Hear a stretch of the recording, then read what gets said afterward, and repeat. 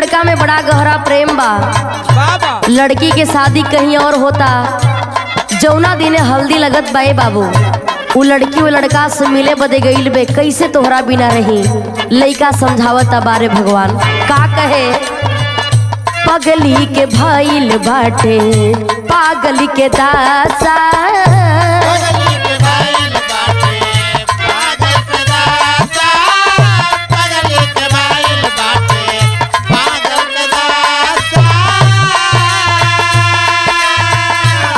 हमरा पता चल प्रेम के भाषा,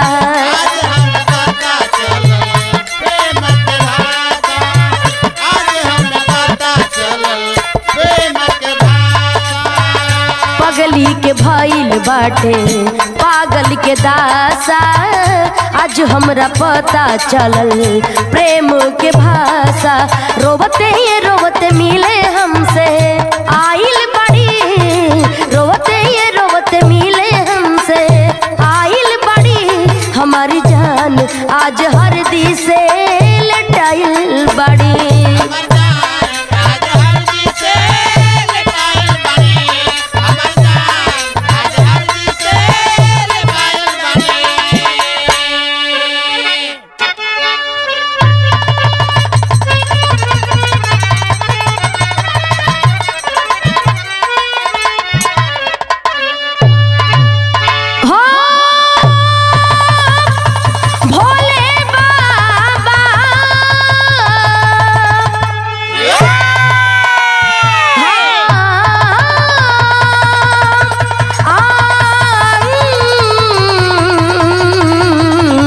सवरिया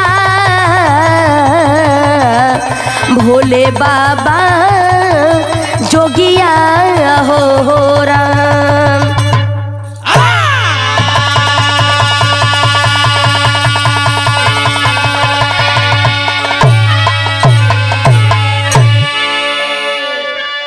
अच्छा बाबूजी, हम गायिका अंशिका कुशवाहा एक बिरहा आप लोगन के बीच में भेज रहल बानी माँ स्टूडियो के सौजन्य से, और हमरा के आशा ना बल्कि पूर्ण विश्वास बा कि आप लोग बिरहा के पसंद करिहन, प्यार दिहन, दुलार दिहन।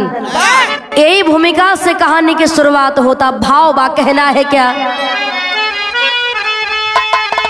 नारी कारण से लंका विनाशक बना,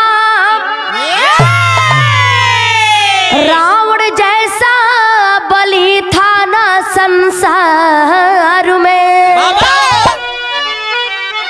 था अहंकारी माना किसी का नहीं, बन गया निर्दयी पूरे परिवार में, साधु बनकर किया था सिया का हरण,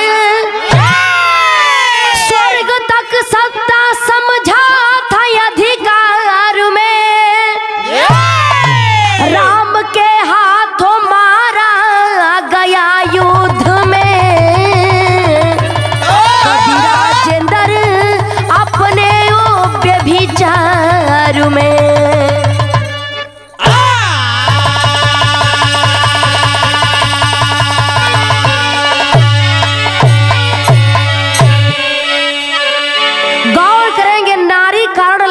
विनाशक बना। जब सीता जी का हरण करके रावण ले गया था बाबू, सीता जी अशोक वाटिका में है, लड़ाई हो रही है। तो यहाँ कहना है एक लाइन गजल का अंदाज बा, कैसे, वाह,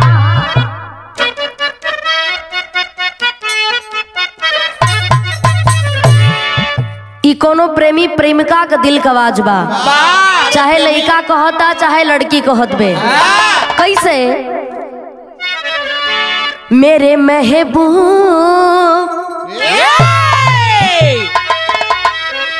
मेरे महबूब मेरे साथ बड़ा काम किया,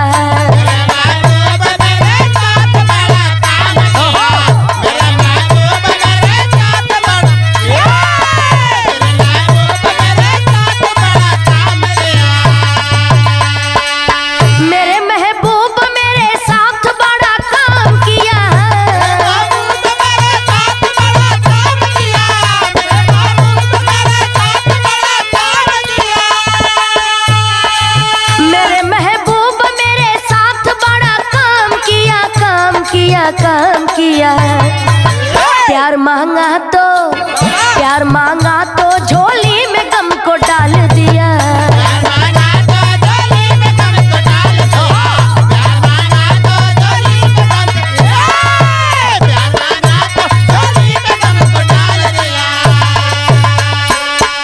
लेकिन ये धरती पर जब जब भी पाप बढ़ल बा, भगवान कोनो न कोनो रूप में पापियन के सफाई कैले हुन। कैसे कहना है? धरा पे पापियों का कर दिए सफाई हो।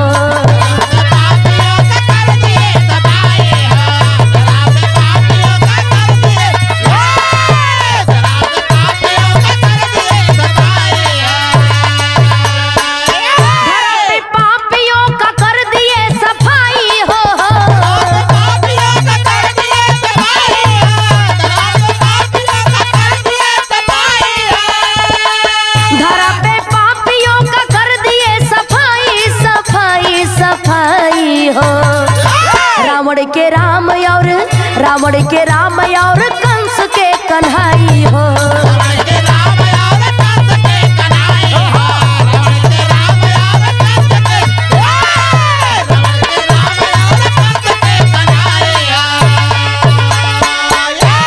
धरा पे पापियों का कर दिए सफाई हो, रावण के राम और कंस के कन्हई हो।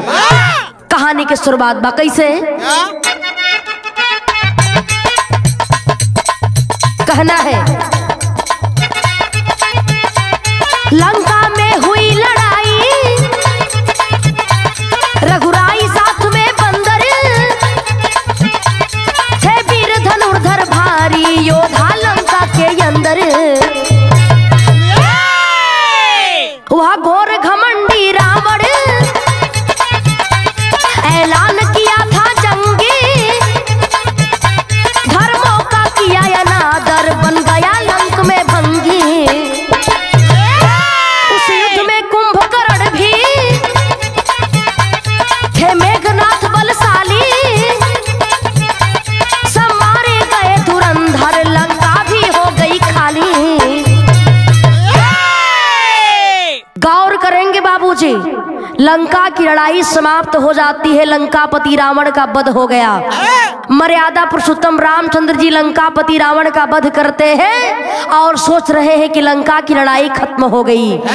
लेकिन अभी उसमें विभीषण का बेटा जिसका नाम है तरुण सेन बचा हुआ था और सोच रहा है कि लड़ाई अभी समाप्त नहीं हुई है और मैं बचा हूं, राम से लड़ाई करने के लिए मैं जाऊंगा। अपने माँ का आशीर्वाद लेने के लिए चलता है। या एक लाइन गीत लागल कैसे?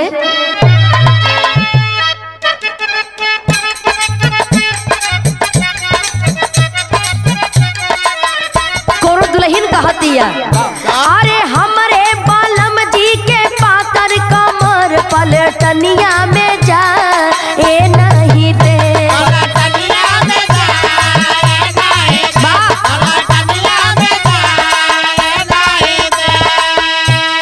लेकिन आखिर भइल हका, तरुण सेन जब इस बात को सुना तो करता है क्या? अरे घर जा तरुण सेन वीर बल करिया, समरिया से जाए नहीं दे।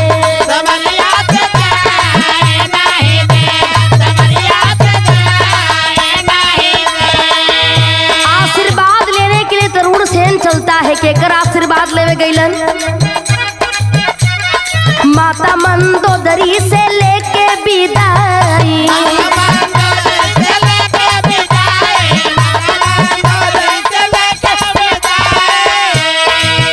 अरे पहुंचाया शोक वाटिका सीता माई।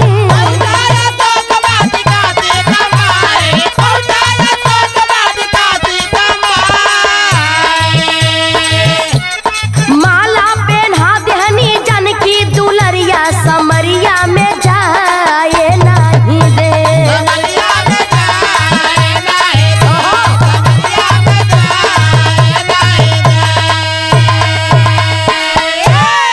गौर करेंगे बाबू, तरुण सेन सबसे पहले मां मंदोदरी के पास जाकर के आशीर्वाद लेता है कि माई हम लड़ाई में जा रहल बानी, अभी मैं बचा हूँ और मैं अपने परिवार के ओर से लड़ाई जरूर करूंगा, तरुण सेन जा करके माता मंदोदरी से आशीर्वाद लिया। इसके बाद फिर अशोक वाटिका में सीता जी के पास पहुंचता है। बड़े शिष्टाचार के साथ जा करके सीता जी को प्रणाम करता है, पैर को छूता है और कहता है, माँ मैं लड़ाई के लिए जा रहा हूँ, मैं भी आपका बेटे जैसा हूँ, हमें आशीर्वाद दो कि मैं लड़ाई में जीत करके आऊँ।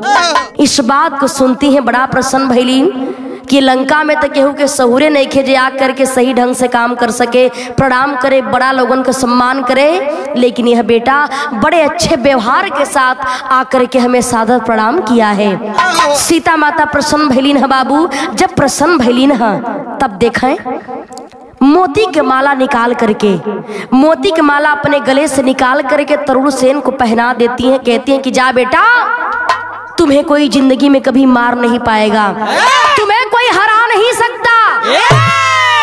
जब तरुण सेन आशीर्वाद बोले बा, वो मोती के माला के जब पा गईल, बड़ा खुश भइल बा। भइल हका मास्टर गीत लगल, यह गीत के लाइन हो, ओहो अरे झूलनिया कहे गुजवा, अरे झूलनिया कहे गुजवा, अरे टूटली ये राजा जवनिया में गड़िया छूटल ये राजा।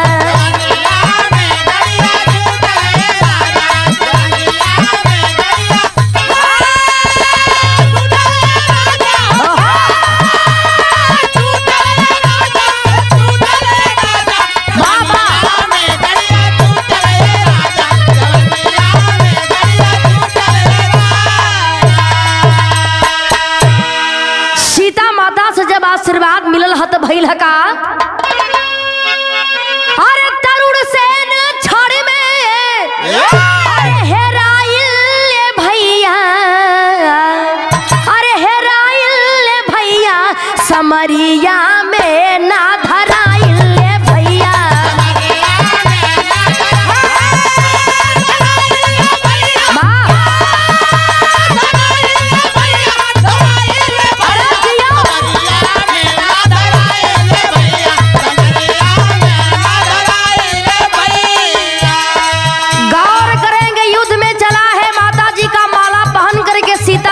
आशीर्वाद लेकर के ऐसा वरदान मिलल रहल तरुण सेन, कहीं दिखाई दे कहीं दिखाई नहीं दे।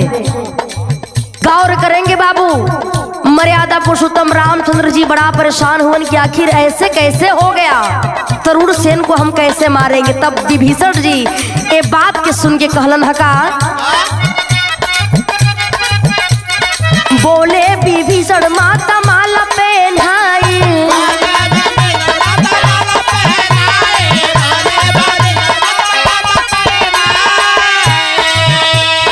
रही गले में न मार कोई पाई,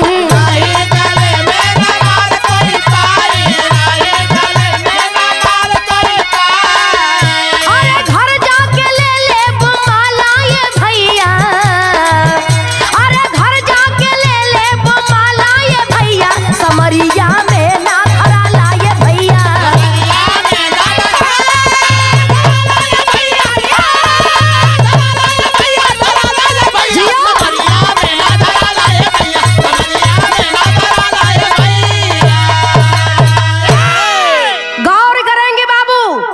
विभीषण जा करके मर्यादा पुरुषोत्तम रामचंद्र जी से कहते हैं, प्रभु जनल चाहता नहीं केकर चमत्कार हो कि हमरे सीता माता के आशीर्वाद लगल बा। यह तरुण सेन जा करके सीता माता का आशीर्वाद लिया था। सीता माता अपन मोतियन का माला निकाल करके विभीषण, सीता माता अपन मोतियन का माला निकाल करके तरुण सेन के पहना देलीन, और वही शक्ति से तरुण सेन कहीं दिखात बा कहीं नहीं दिखात बा। और जब तक यह माला तरुण सेन के गले में रहेगा तब तक आप इसे कभी मार नहीं सकते हैं। सीता माता के आशीर्वाद बा। इतना बतिया जब रामचंद्र जी सुनलन कलन की, सुनिए विभीषण जी, इसका भी मरना तय है, इसका भी मरना जरूरी है, नहीं तो हमारा सारा किया कराए पर पानी फिर जाएगा, हम सीता जी को वापस नहीं ले जा पाएंगे।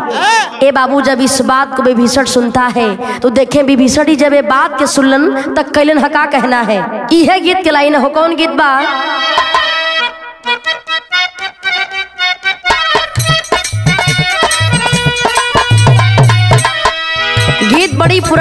कि लचक के मना दी वही तरह हो। कैसे गोरिया दिन भर कहीं के कटिया, गोरिया दिन भर कहीं के कटिया, लेके सझमा के सिलवटिया, पीस अंगना मसाला ना।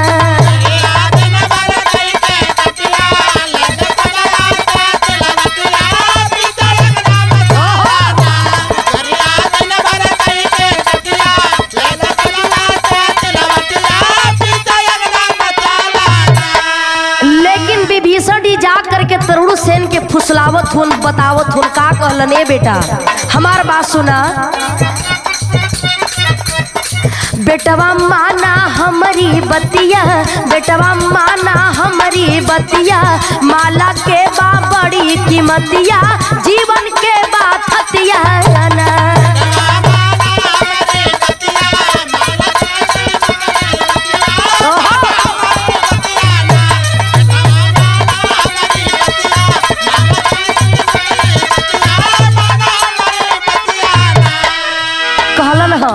ए बेटा ए मोती के माला के बड़ा बढ़िया कीमत बा, युद्ध में जइबा कहीं मोती का माला टूट गई तो हमेशा हमेशा के लिए काम खत्म हो जाई। कहना है क्या, माला टूटे के ना चाहिए, देता हमें निकाली, समर क्षेत्र में जइबा पहिर के बचन हो जाई खाली, मुदई बाप बनल बा घतिया, देख के फाटे सब कर छतिया, जीवन के बात हतिया ना।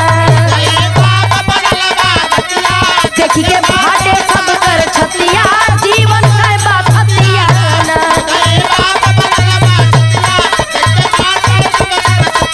जीवन के बात हतिया। गौर करेंगे बाबू विभीषण कहने लगा कि ए बेटा ई जवन कीमती मोतियन का माला पहिर के जात बड़ा, सीता माता तोहरा के देहले बड़ी, लेकिन एक बात तू ना जान पहिला, यदि समर में लड़ाई हो रहल बा, जीवा माला टूट जाई तो तुहार जान मरा जाई।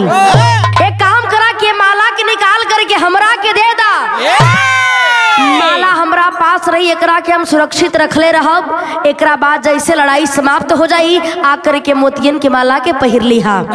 यह सब बात कह करके विभीषण जी तरुण सेन से वो मोतियन के माला के ले लेहलन। तब भैल का मास्टर टेरिक लाइन से कहना है,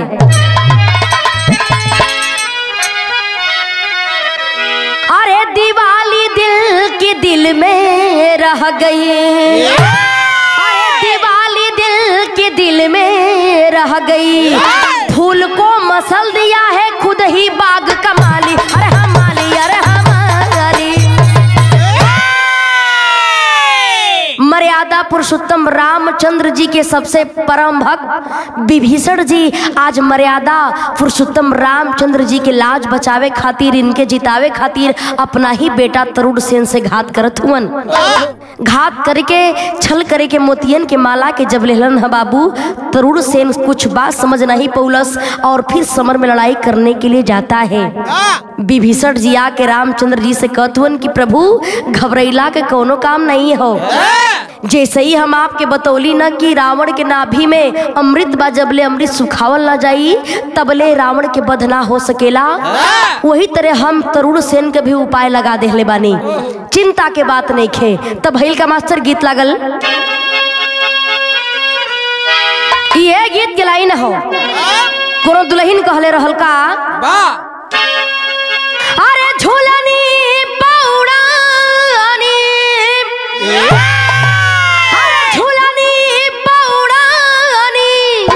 अरे जहाँ जिया उड़ादा, अरे जहाँ जिया उड़ादा, हमार पाए जे बुरा जहीरा जड़ादा।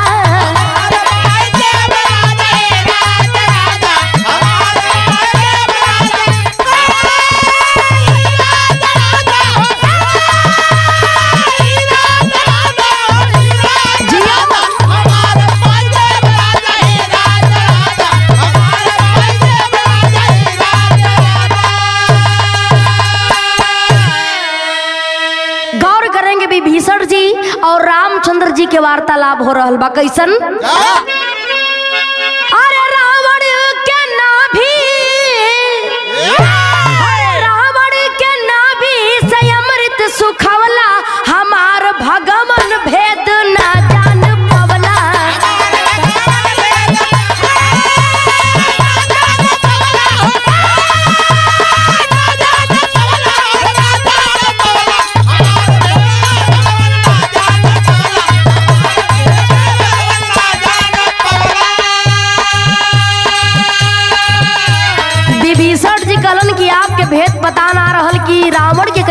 करे के बाद कहलन हका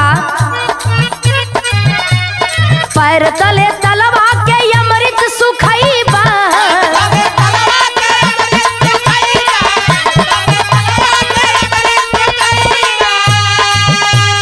धरती पे करा के ना मार पैबा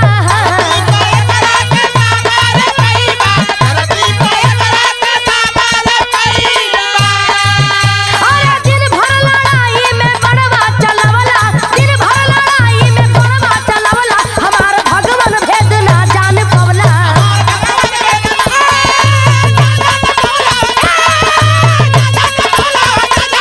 जियो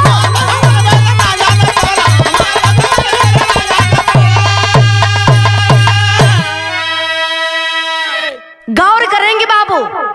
देखिए आखिर में विभीषण जी कहलन कि जैसे रावण के नाभि में से अमृत सुखावल गई त रावण का वध भइल, वही तरह तरुण सेन के तलवा के अमृत जब तक ना सुखावल जाई तब तक तरुण सेन के मौत ना हो सकेला, तरुण सेन के वध ना हो सकेला पैर के तलवा में के जब तक कि अमृत न सुखावल जाई। ए बतिया के देखें बाबू, जब मर्यादा पुरुषोत्तम रामचंद्र जी सुनलन है तो देखें अब समर युद्ध में आमने सामने लड़ाई होके चालू हो गई। तरुण सेन बाण चलाना शुरू कर दिया, रामचंद्र जी बाण चलावत हुवन तो भइल हका मास्टर कहना है आल्हा के लाइन से कैसे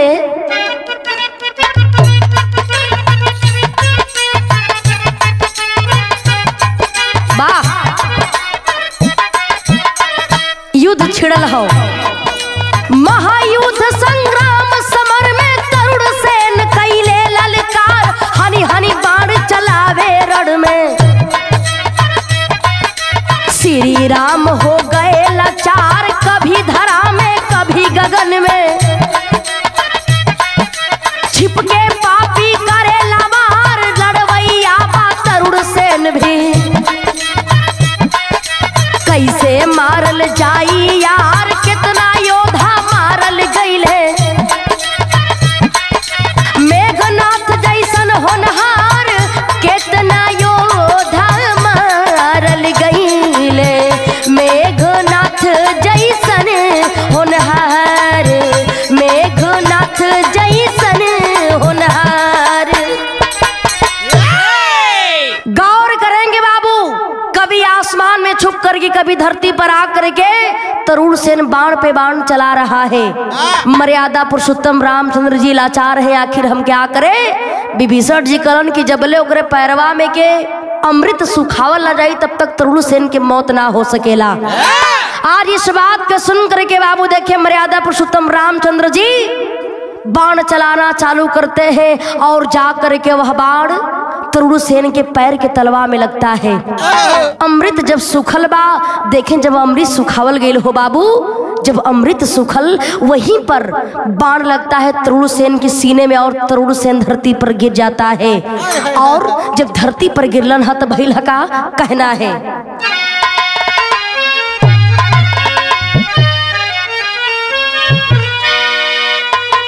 सोने के महलिया अरे नास भइली सागरी सोने के महलिया अरे नास भइली सागरी अरे मारल गईले सभी बीरावा हो लंका नगरी।